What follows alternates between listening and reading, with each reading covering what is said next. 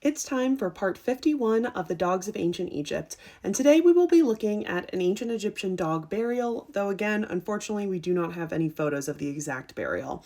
This is number 507 from my corpus, all the way at the very end.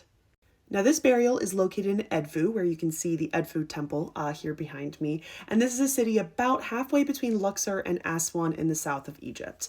In ancient Egypt, this site was called Behedet in the Old Kingdom, Jebba in the Middle Kingdom, Apollinopolis Magna in the Ptolemaic period, and Etbo in the Coptic Age, which led to the name Edfu.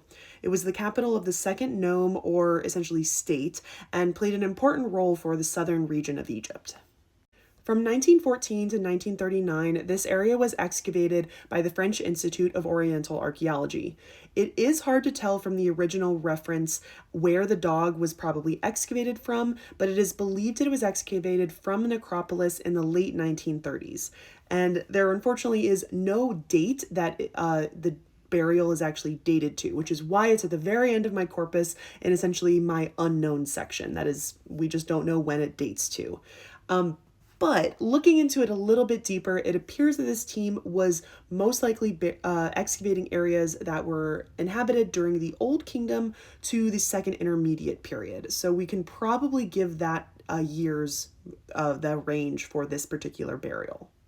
Now, there are actually a couple burials from this excavation that came up with dog burials, and this one particularly is from Tomb 13, and it had multiple human burials inside of it, many of which were buried with very heavy shrouds that were kind of not very well preserved, but you could tell that there was enough to kind of figure out that there were long, heavy shrouds over the bodies. There was a variety of vases and jars found in the tomb, including 2 ovoid jars. One of those jars contained the limb bones for a very small child, and the other contained our dog bones. Now, there is a chance that this may have been more of a sacrificial burial of a dog, but because of the time period and there's a very severe lack of details for this entire burial, it's kind of unclear. It's hard to say if this was a ritual item or some sort of beloved pet.